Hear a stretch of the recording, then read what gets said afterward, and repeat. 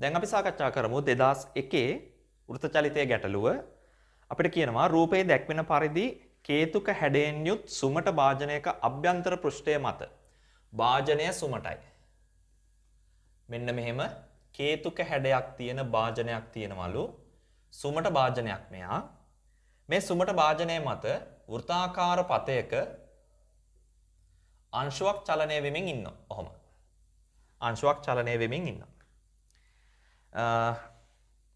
අභ්‍යන්තර පෘෂ්ඨය මත වස්තුව තිරස් වෘත්තාකාර පතයක ගමන් කරයි.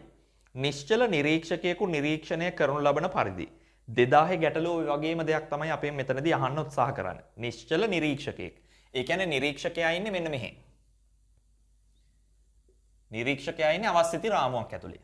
හරිද? ඒ කියන්නේ ත්වරණයකට හෝ මන්දනයකට භාජනය නොවන රාමුවක් ඇතුලේ. අපෙන් අහනවා ක්‍රියා කරන වස්තුව මත ක්‍රියා කරන බලය වනුයේ මොකක්ද කියලා. right.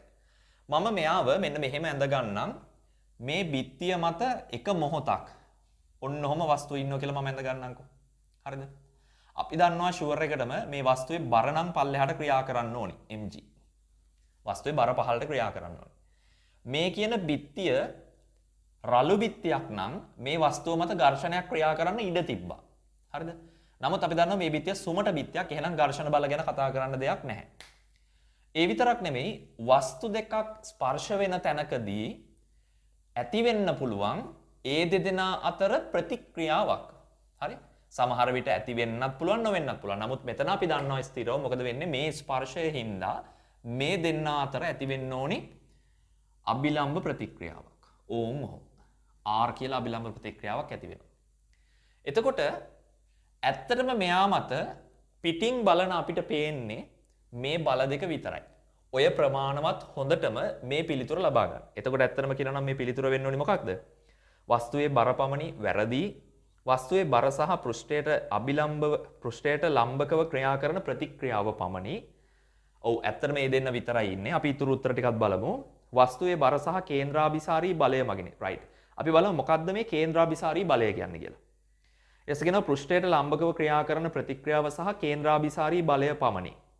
කේන්ද්‍රාභිසාරී බලය කියන්නේ මොකක්ද කියන එක තාමත් අපිට කල්පනා කරන්න වෙනවා. කේන්ද්‍රාභිසාරී බලය පමණි. right. ඊගාව කොටස් තුනේම කියනවා කේන්ද්‍රාභිසාරී බලය ගැන.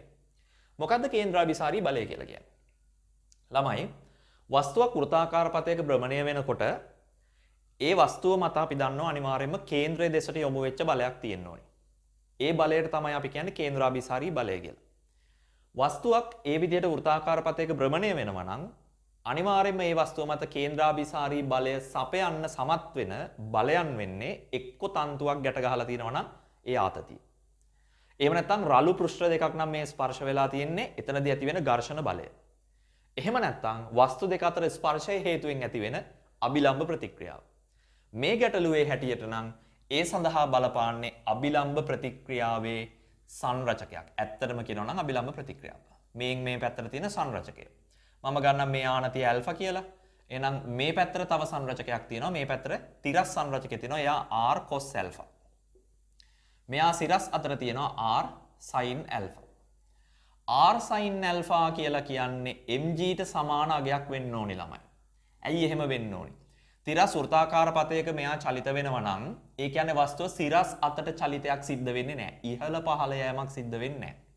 එහෙනම් අනිවාර්යයෙන්ම මෙයාගේ සිරස් බල සමතුලිත වෙලා ඉන්න ඕනි. ඒ කියන්නේ R ගේ සංරචකය සිරස් සංරචකයයි මෙන්න මේ mg කියන සිරස් බරයි සමාන වෙන්න ඕනි. අන්න එහෙම වුණාම මෙයා තිරස් වෘත්තාකාර පතයක තමයි චලිත වෙන්නේ. බැරි වෙලා හරි මේ R කියන එක්කෙනා mg ට වඩා විශාල කෙනෙක් වුණොත් මේ වස්තුව ඉහළට යනවා.